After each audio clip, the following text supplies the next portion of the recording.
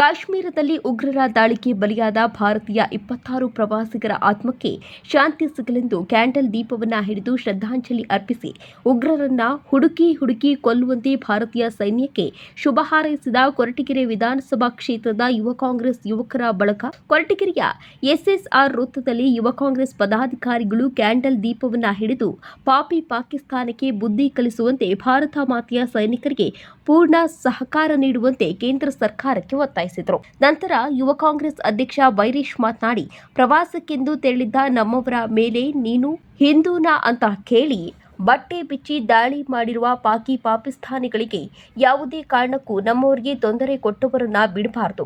ಅವರನ್ನ ಹುಡುಕಿ ಕೊಲ್ಲುವಂತೆ ನಮ್ಮ ಸೈನಿಕರಿಗೆ ಸಂಪೂರ್ಣ ಸಹಕಾರ ಕೇಂದ್ರ ಸರ್ಕಾರ ನೀಡಲಿ ಎಂದು ಆಗ್ರಹಿಸಿದರು. ಕೊರಟಗೆರೆಯ ಮುಸಲ್ಮಾನ್ ಪ್ರತಿಯೊಬ್ಬರು ಮಾತನಾಡಿ, ನಮ್ಮಲ್ಲಿ ಹಿಂದೂ ಮುಸ್ಲಿಂ ಎನ್ನುವ ಭೇದ ಭಾವ ಯಾವತ್ತೂ ಇಲ್ಲ. ನಾವೆಲ್ಲರೂ ಅಣ್ಣ ತಮ್ಮಂದಿರಂತೆ ಭಾರತ ಮಾತೆಯ ಮಡಿಲಲ್ಲಿ ಇದ್ದೇವೆ. ತಪ್ಪು ಮಾಡಿರುವ ಯಾರೇ ಆಗಿದ್ರೂ ಕೂಡ ಅವರನ್ನ ಹುಡುಕಿ ಕೊಲ್ಲುವಂತೆ ನಾವೆಲ್ಲರೂ ಒತ್ತಾಯಿಸುತ್ತೇವೆ ಎಂದು ತಿಳಿಸಿದರು. ಕಾಂಗ್ರೆಸ್ ಮುಖಂಡ ಮಹೇಶ್ ಮಾತನಾಡಿ, ಕೇಂದ್ರ ಸರ್ಕಾರ ತೆಗೆದುಕೊಂಡಿರುವ ನಿರ್ಧಾರ ಖಂಡಿತವಾಗಿಯೂ ಒಳ್ಳೆಯದು. ನಮ್ಮ ನೀರನ್ನ ಕುಡಿದು ನಮ್ಮ ಅನ್ನವನ್ನ ತಿಂದು ನಮಗೆ ದ್ರೋಹ ಬಗೆಯುತ್ತಿರುವ ಇಂಥ ಪಾಪಿಗಳನ್ನ ಯಾವುದೇ ಕಾರಣಕ್ಕೂ ಬಿಡಬಾರದು. ಪಾಕಿಸ್ತಾನಕ್ಕೆ ಯಾರ್ಯಾರು ಸಹಕಾರ ನೀಡಿದ್ದಾರೋ ಎಲ್ಲವನ್ನ ಬಂದ್ ಮಾಡಲಿ ಎಂದು ಕೇಂದ್ರ ಸರ್ಕಾರಕ್ಕೆ ಒತ್ತಾಯಿಸಿದರು. ಇದೇ ಸಂದರ್ಭದಲ್ಲಿ ಕೊರಟಗೆರೆ ಕ್ಷೇತ್ರದ ಯುವ ಕಾಂಗ್ರೆಸ್ ಘಟಕದ ಅಧ್ಯಕ್ಷ ಬೈರೇಶ್, ಉಪಾಧ್ಯಕ್ಷ ದೀಪಕ್, ಯುವ ಕಾಂಗ್ರೆಸ್ ಮುಖಂಡರಾದ ಭರತ್, ಕಿರಣ್, ರಾಕಿ, ಶ್ರೇಯಸ್ ಹಾಗೂ ಪದಾಧಿಕಾರಿಗಳು, ಸಾರ್ವಜನಿಕರು ಹಾಜರಿದ್ದರು. ಇತ್ತೀಚೆಗೆ ನಡೆದ ಜಮ್ಮು ಕಾಶ್ಮೀರದ ಪಹಲ್ಗಾಮ್ನಲ್ಲಿ ನಡೆದ ಪಾಕಿಸ್ತಾನದಿಂದ ಬಂದಂತಹ ಉಗ್ರರ ದಾಳಿಗೆ ನಮ್ಮ ಭಾರತೀಯರು ಸುಮಾರು 26 ಜನ ಹುತಾತ್ಮರಾಗಿರ್ತಾರೆ. ಆದ್ದರಿಂದ ಅವರಿಗೆ ಕೊರಟಗೆರೆ ವಿಧಾನಸಭಾ ಕ್ಷೇತ್ರ ಯುವ ಕಾಂಗ್ರೆಸ್ ವತಿಯಿಂದ ಭಾವಪೂರ್ಣ ಶ್ರದ್ಧಾಂಜಲಿಯನ್ನು ಈ ದಿನ ನಾವು ಮೇಣಪತ್ತಿ ಹಚ್ಚುವುದರ ಮುಖಾಂತರ ನಾವು ಭಾವಪೂರ್ಣ ಶ್ರದ್ಧಾಂಜಲಿಯನ್ನು ಕೋರಿರ್ತೇವೆ. ಹಾಗೂ ಕೇಂದ್ರ ಸರ್ಕಾರಕ್ಕೆ ನಾವು ಮನವಿ ಮಾಡ್ಕೊಳ್ಳೋದು ಏನು ಅಂದರೆ, ಈಗ 26 ಜನ ಏನು ಹುತಾತ್ಮರಾಗಿದ್ದಾರೆ ಅವ್ರಿಗೆ ಅವ್ರ ಆತ್ಮಕ್ಕೆ ಶಾಂತಿ ಸಿಗಬೇಕು ಅಂದರೆ ಏನು ಉಗ್ರರಿದ್ದಾರೆ ಅವ್ರನ್ನ ಭಾರತಕ್ಕೆ ಕರ್ಕೊಂಡ್ಬಂದು ಗಲ್ಲು ಶಿಕ್ಷೆ ಕೊಡಬೇಕು ಅಂತ ನಾವು ಕೇಳ್ಕೊಳ್ತೀವಿ. ಮುಂದಿನ ದಿನಗಳಲ್ಲಿ ಇಂಥ ಅಮಾಯಕರು ನಾಗರಿಕರು ಬಲಿಯಾಗೋದನ್ನ ತಡಿಬೇಕು ಅಂತ ನಾವು ಕೇಂದ್ರ ಸರ್ಕಾರದಲ್ಲಿ ಕೇಳ್ಕೊಳ್ತೀವಿ. ಎಲ್ಲರಿಗೂ ನಮಸ್ಕಾರ. ಇವತ್ತಿನ ದಿನ ಕೊರಟಗೆರೆಯಲ್ಲಿ ಎಲ್ಲ ಸ್ನೇಹಿತರು ನಮ್ಮವರು, ನಾವು ನೀವು ಅಂತಲೇ ಈ ಒಂದು ಇದನ್ನು ಹೇಳೋಕ್ಕಾಗ್ತಾಯಿಲ್ಲ. ನಮ್ಮ ಕೈಲಿ ಏನು ಹೇಳೋದು ಅಂತಲೂ ಆಗ್ತಾಯಿಲ್ಲ, ಏನು ಬಿಡೋದು. ಯಾವುದೇ ಸೋಷಿಯಲ್ ಮೀಡಿಯಾದಲ್ಲಿ ನೋಡಿ ನಮ್ಮನ್ನು ನಾವೇ ನೋಡಿ ಅಸಹ್ಯ ಪಡೋ ರೀತಿ ಆಗೋಗ್ಬಿಟ್ಟಿದೆ.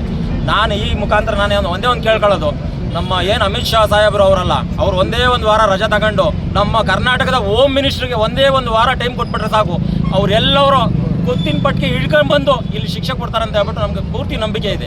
ನಮ್ಮ ಕರ್ನಾಟಕದ ಹೋಮ್ ಮಿನಿಸ್ಟರ್ ಸಾಹೇಬ್ರವರಲ್ಲ, ಅವರು ಎಂತೆಂಥ ಕೆಲಸ ಮಾಡೋದು ನಮಗೆ ಗೊತ್ತು.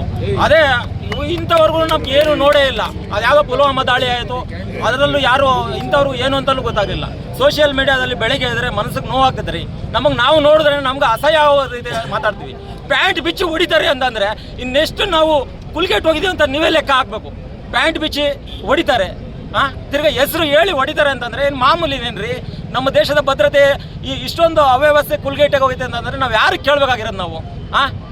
ಈಗ ಮಾತಿದ್ರೆ ಸಾಕು, ಹಿಂದೂ ಮುಸಲ್ಮಾನ್ ಅಂದರೆ ಸಣ್ಣ ಪುಟ್ಟ ಹಳ್ಳಿಗಳಲ್ಲಿ ಇದೆಲ್ಲ ಜೀವನ ಮಾಡೋದು ಇಷ್ಟೊಂದು ಕಷ್ಟ ಆಗೈತೆ ಅಂತ ನಾವು ಹೇಳ್ಕೊಳಕ್ಕೂ ಆಗಲ್ಲ ಅಂತ ತಮ್ಮಲ್ಲಿ ಮನವಿ ಮಾಡೋದಷ್ಟೇ. ಕೇಂದ್ರ ಸರ್ಕಾರದಿಂದ ನಿಮ್ಮ ಏನೈತೆ ನಮ್ಮ ಯೋಧರಿಗೆ ಅವ್ರಿಗೆ ಬಲಪೂರ್ವವಾಗಿ ಶಕ್ತಿ ಕೊಡಬೇಕು ಅಂತ ನಾನು ಕೇಳ್ಕೊಂತೀನಿ.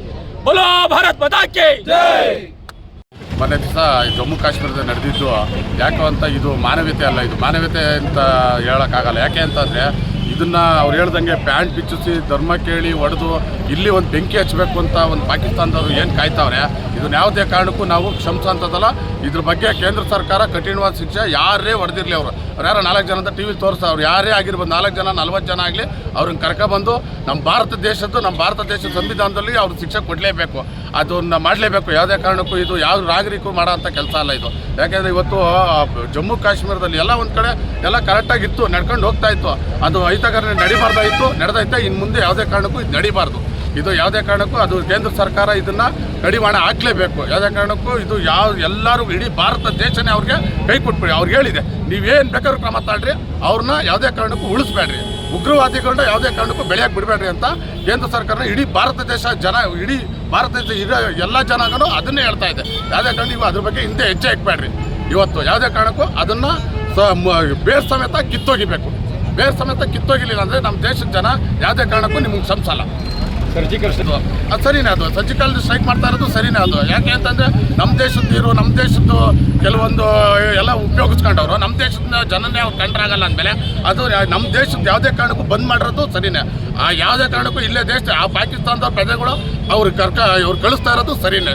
ಹೋಗ್ಬೇಕು, ನಮ್ಮ ದೇಶದಲ್ಲಿ ಏನಿರೋದು ಬೇಡ. ಯಾಕೆಂದರೆ ನಮ್ಮ ದೇಶದಲ್ಲಿ ಅನ್ನ ತಿಂದು, ನಮ್ಮ ದೇಶದಲ್ಲಿ ಗಾಳಿ ಎಲ್ಲ ಮಾಡ್ಕೊಂಡು ನಮ್ಮ ದೇಶದಲ್ಲಿ ನಮ್ಮ ಜನದವ್ರನ್ನ ಹೊಡಿತಾರೆ ಅಂತ ಅಂದರೆ ಇವರು ಯಾಕೆ ಇರಬೇಕು ನಮ್ಮ ಭಾರತ ದೇಶದಲ್ಲಿ? ಅವ್ರು ಮಾಡಿರೋ ಸರಿನೇ, ಅದು ಯಾವುದೇ ಕಾರಣಕ್ಕೂ ಅದಕ್ಕೆ ನಾವು ಒಪ್ಕೊಳ್ತೀವಿ.